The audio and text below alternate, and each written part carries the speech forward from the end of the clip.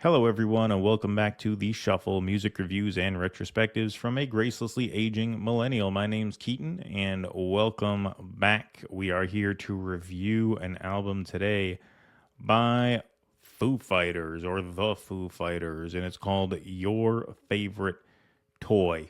Now, I got to begin by saying I've never been a fan of the Foo Fighters. Never. Never. And growing up, some of the biggest songs on alternative rock radio were Foo Fighters songs. Everlong, which will eventually be on my most overrated songs of the 90s list when I get around to making one. No doubt about it. My Hero, Learn to Fly. Learn to Fly is really the only one that I kind of like. But they're a band where I can honestly say I've never sought out a single one of their songs to listen to. Not one. Not once ever have I gone out of my way to listen to a Foo Fighters song. And I'm not sure why. It's not like they're offensively bad or anything. They're not. Color in the Shape and Nothing Left to Lose, two of their huge hit albums in the 90s. They're not bad. They're just not memorable at all to me. And I think what I dislike most about them is that there's kind of like tinges of emo and screamo in a good deal of their songs, which of course I hate. Their debut album, the self-titled one, is not bad. That's kind of a garage rock demo that Dave Grohl just kind of made on a whim after Nirvana ended, of course, under tragic circumstances.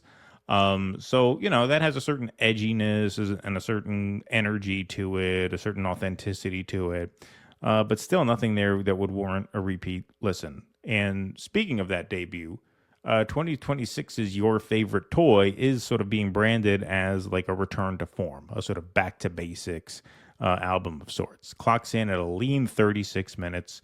The tunes are loud, fast, and energetic. And it does kind of play like a more polished version of that debut record from 1995. Now, of course, this is the first album with Nine Inch Nails drummer Elon Rubin, as of course the band's full-time drummer since 1997, Taylor Hawkins, tragically died in 2022. Now, their previous record to this one, But Here We Are, focuses a lot on the band's grief in the wake of Hawkins' passing, as he and Grohl had been best of friends for decades. And this album was perhaps a much needed reset as a sort of back to basics effort. So right away, Caught in the Echo, track one, an up-tempo screamer with hard-hitting drums and punchy guitars. Of all people, keeps the tempo up, and then it slows things down a bit with Window, a more sort of mid-tempo bluesy rock song. That's probably my favorite on the album, but that's not saying much, unfortunately. And I'm trying to be as objective as possible here. I don't like to trash an album just because I don't really like a band. I'm trying to like judge it on its own terms. And so as rock albums that don't really appeal to me at all go, I suppose it's not all that bad. The only real cringe moment here is Child Actor, where Dave Grohl seems to liken himself to a child actor for whom celebrity becomes too big a burden to bear too early in his life. The repeated plea to turn the cameras off just feels kind of cringe and melodramatic. Not good. Not good. That's the only tune on here that strikes me as particularly bad, though.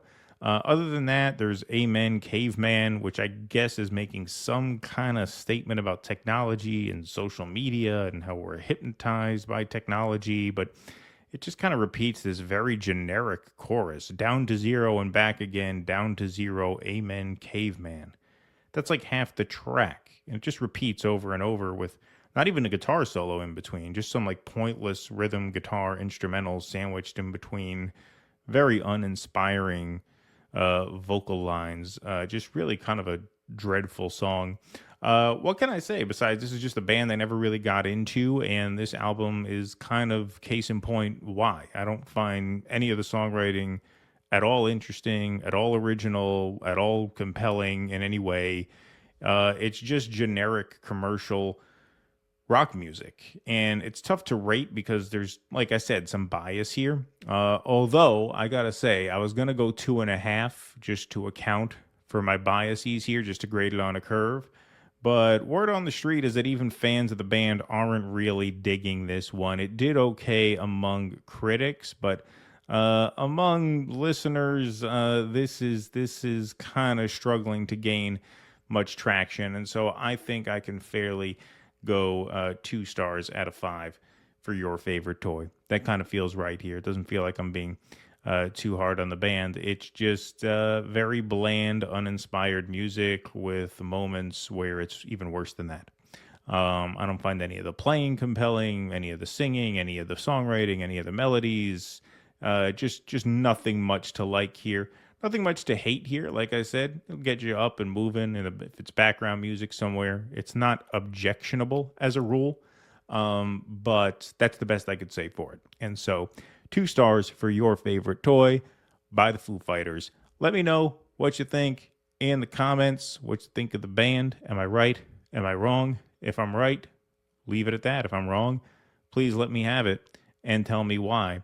And in the meantime, smash that like button, hit that subscribe button so you catch the next video, and we'll see you next time.